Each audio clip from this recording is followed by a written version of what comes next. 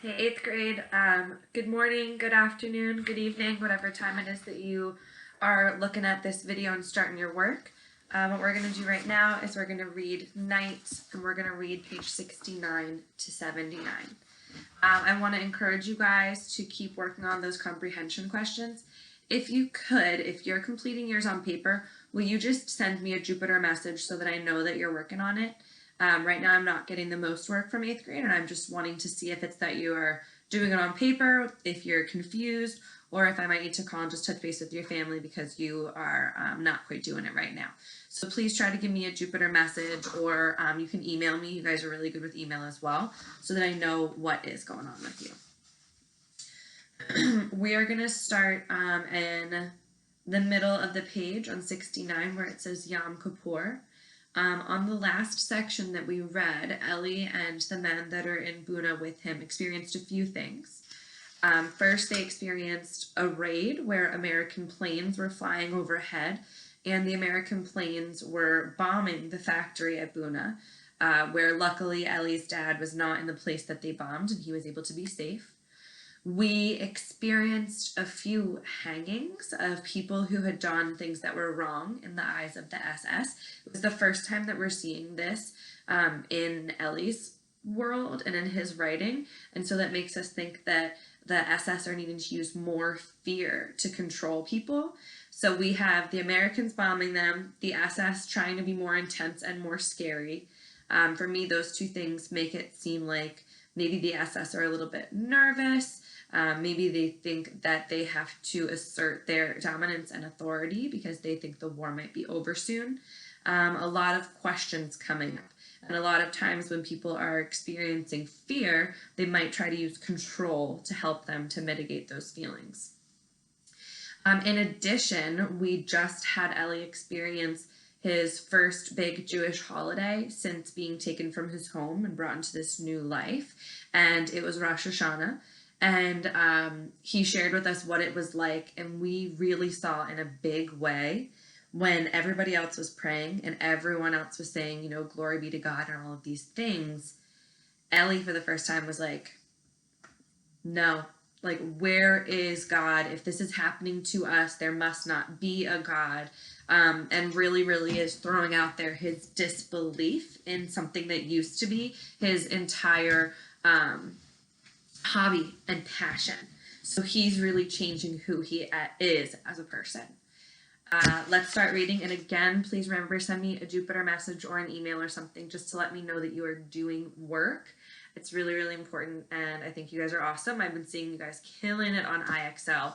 So just give me a little, maybe even just a thumbs up emoji, and I'll know that you're doing your work. Page 69. Yom Kippur, the Day of Atonement. Should we fast? The question was hotly debated. To fast could mean a more certain, more rapid death. In this place, we were always fasting.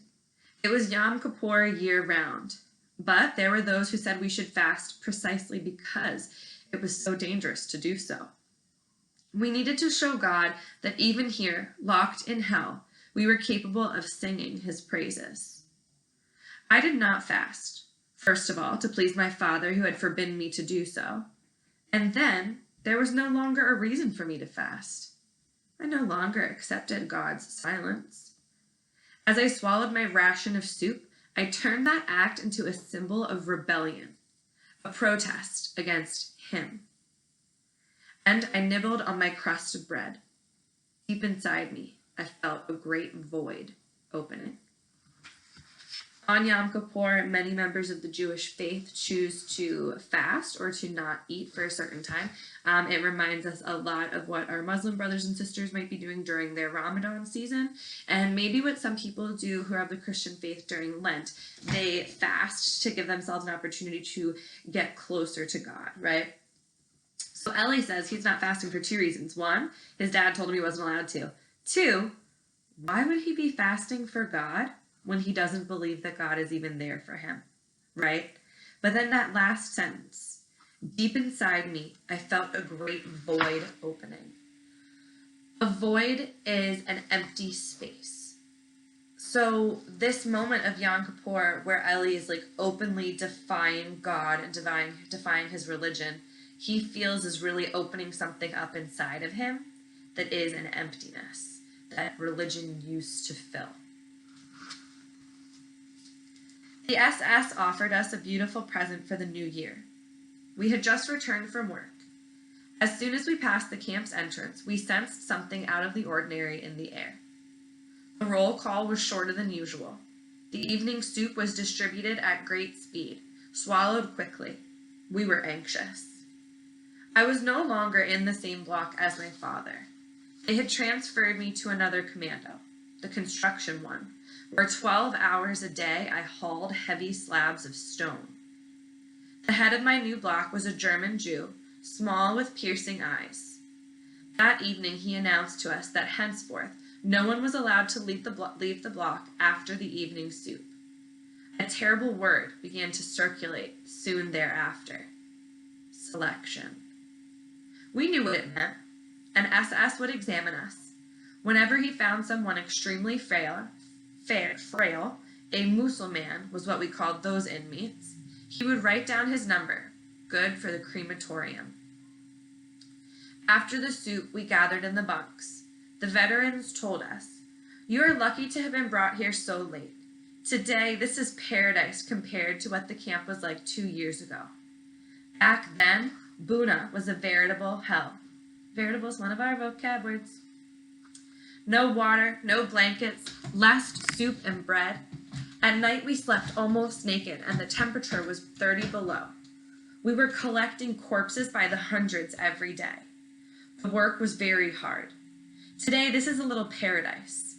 The capos back then had orders to kill a certain number of prisoners every day. And every week, selection. A merciless selection. Yes, you are lucky. Enough! Be quiet, I begged them. Tell your stories tomorrow or some other day. They burst out laughing. They were not veterans for nothing. Are you scared? We too were scared, and at that time for good reason. The old men stayed in their corner, silent, motionless, hunted down creatures. Some were praying. Why would the old men be sitting in their corners praying right now? Yes, Hamira. Right, because they're worried that they're going to get picked in the selection to go to the crematorium. So right now they're praying for themselves because they think, they're the oldest and the most frail. 1 more hour and then we would know the verdict. Death or reprieve. And my father? I thought of him now. How would he pass the selection? He had aged so much. Our block of Lutèce had not been outside of a concentration camp since 1933. That's 10 years. 10 or 11 years at this point. He had already been through all of the slaughterhouses, all of the factories of death. At around 9 o'clock, he came to stand in our midst. Atshun! There was silence. Listen carefully to what I am about to tell you. For the first time, his voice quivered. In a few moments, selection will take place. You will have to undress completely. Then you will go, one by one, before the SS doctors. I hope you will all pass, but you must try to increase your chances. Before you go to the next room, try to move your limbs. Give yourself some color. Don't walk slowly, run. Run as if you had the devil at your heels. Don't look at the SS. Run straight in front of you. He paused and then he added, and most important, don't be afraid. That was a piece of advice we would have loved to have been able to follow. I undressed, leaving my clothes on my cot. Tonight there was no danger that they would be stolen. Tibby and Yossi, who had changed commandos at the same time I did, came to urge me. Let's stay together. It will make us stronger. Yossi was mumbling something. He was probably praying. I had never suspected that Yossi was religious. In fact, I had always believed the opposite. Tibby was silent and very pale. All the block inmates stood naked between the rows of the bunks. This must be how one stands before the last judgment. They're coming! 3 SS officers surrounded the notorious Dr. Mengel. the very same who had received us at Birkenau. The Blockulates attempted a smile. He asked us, "Ready?" Yes, we were ready. So were the SS doctors. Dr. Mengele was holding a list. Our numbers. He nodded to the Blockulates. "We can begin," as if this were a game. The first to go were the notables of the block. The Stubnalentest, the capos, the foremen, all of whom were in perfect physical condition, of course. Then came the ordinary prisoners' turns.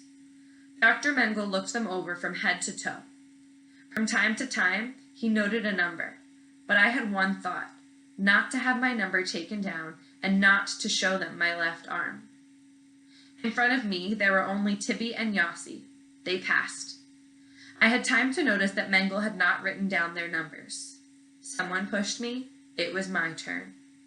I ran without looking back. My head was spinning.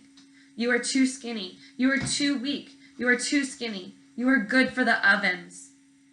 The race seemed endless. I felt as though I had been running for years. "You are too skinny. You are too weak." At last I arrived, exhausted. When I had caught my breath, I asked Yossi and Tibby, "Did they write me down?"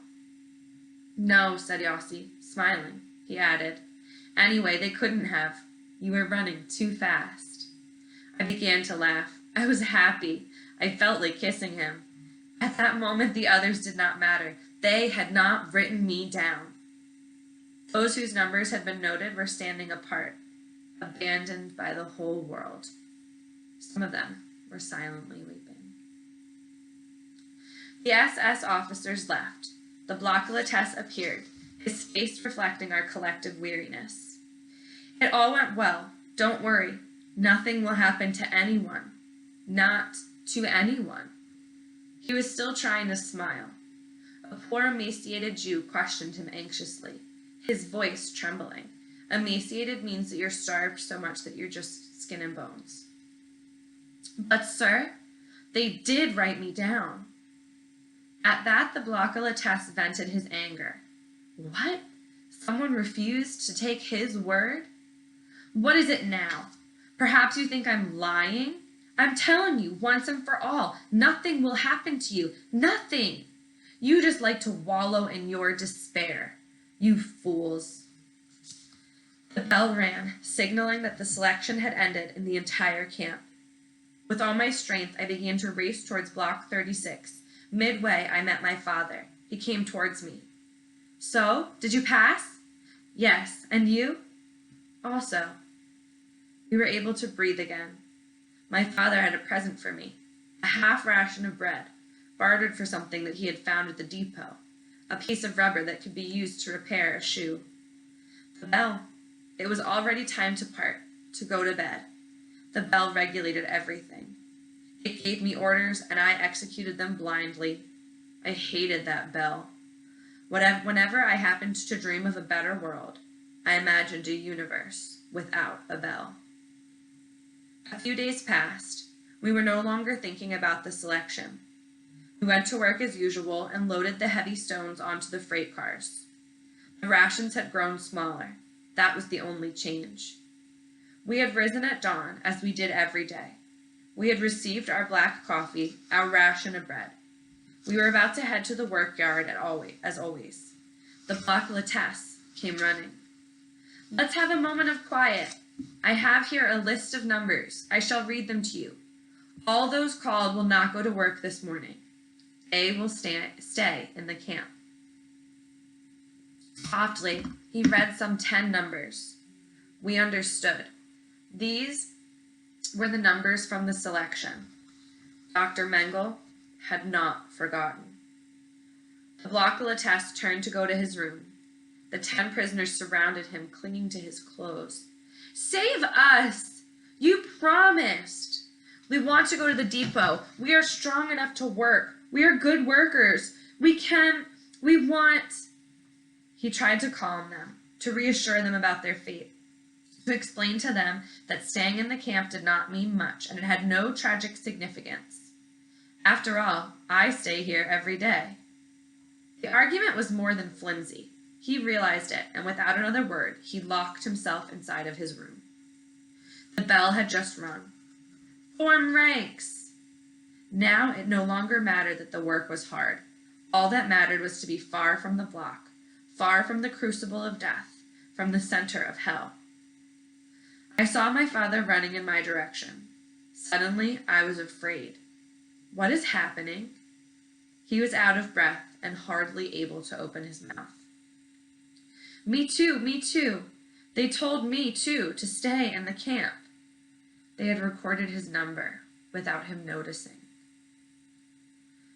What are we going to do? I said anxiously. But it was he who tried to reassure me. It's not certain yet. There's still a chance. Today they will do another selection, a decisive one.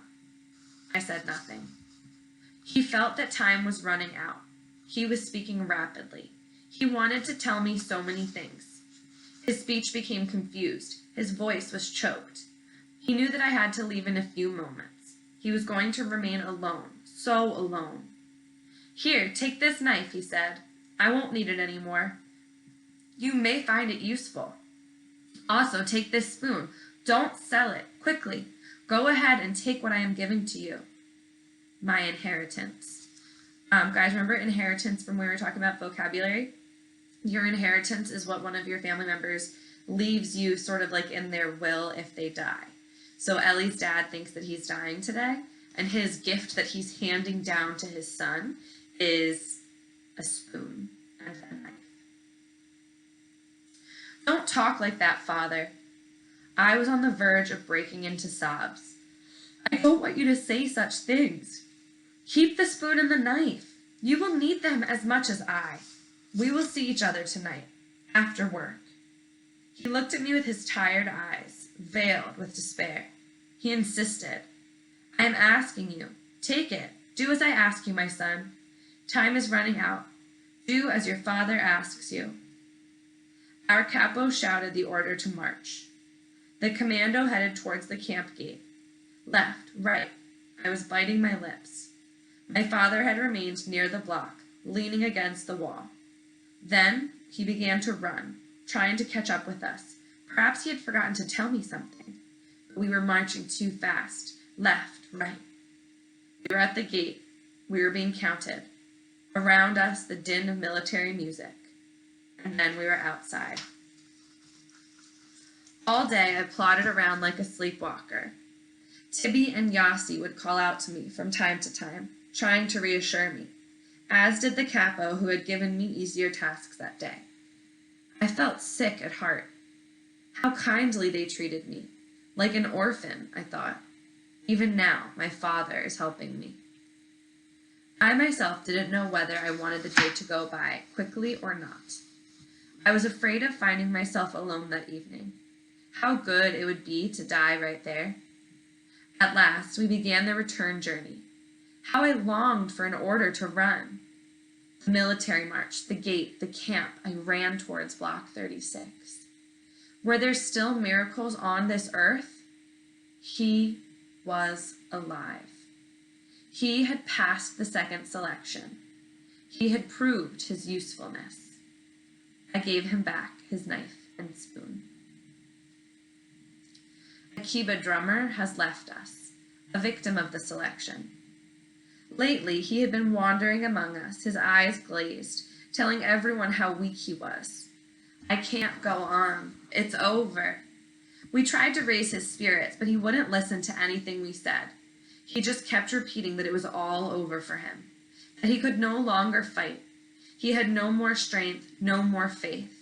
His eyes would suddenly go blank, leaving 2 gaping wounds, 2 wells of terror. He was not alone in having lost his faith during those days of selection. I knew a rabbi from a small town in Poland. He was old and bent, his lips constantly trembling. He was always praying in the block, at work, in the ranks.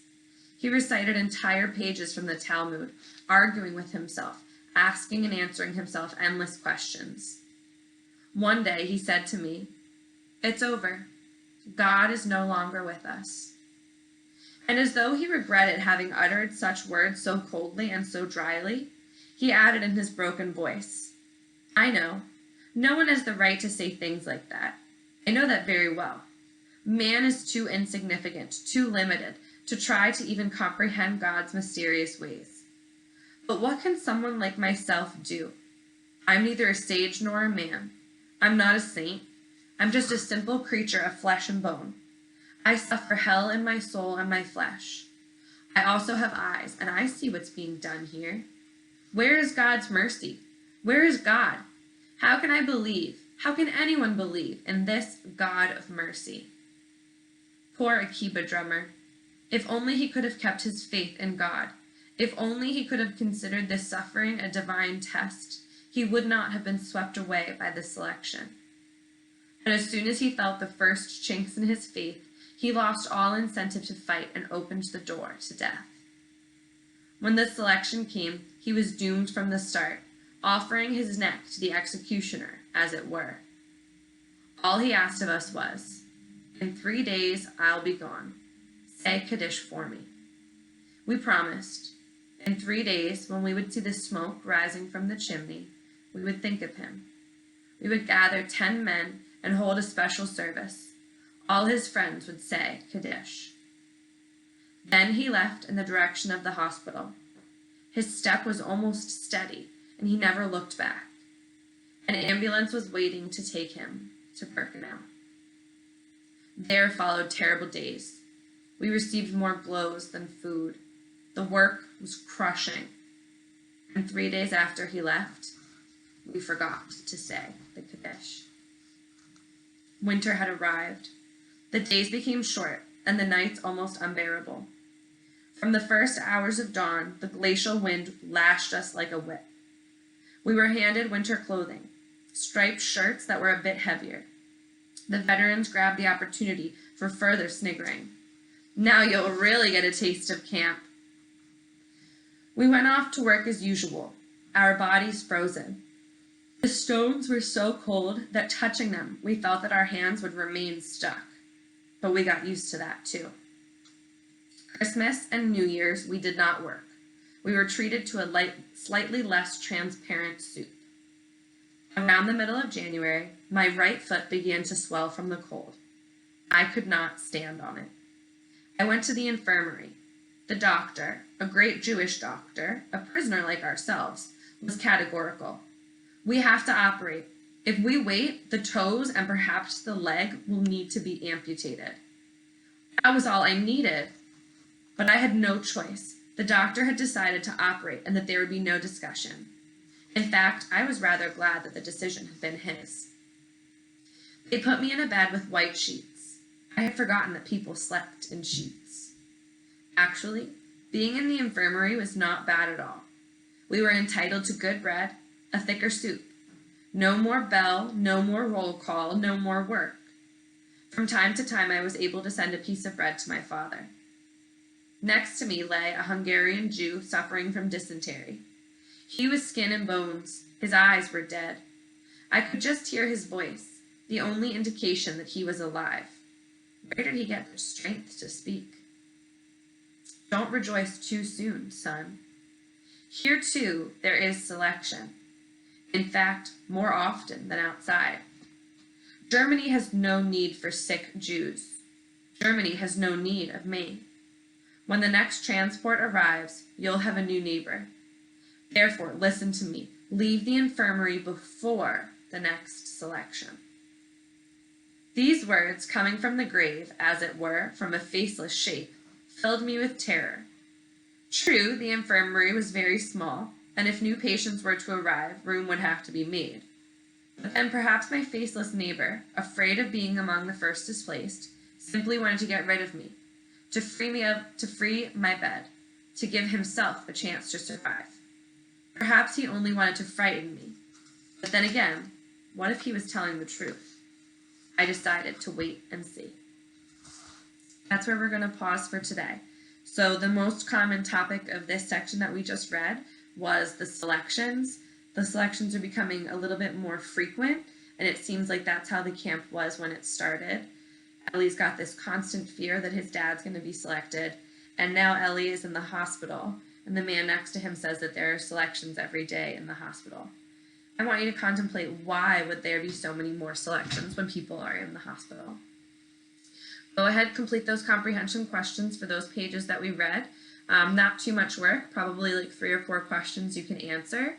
And if you're doing them on lined paper, please send me an email or a Jupyter message, just so I know that you are doing the work, but that I'm just not able to see it right now. See you guys soon for vocabulary quiz on Friday.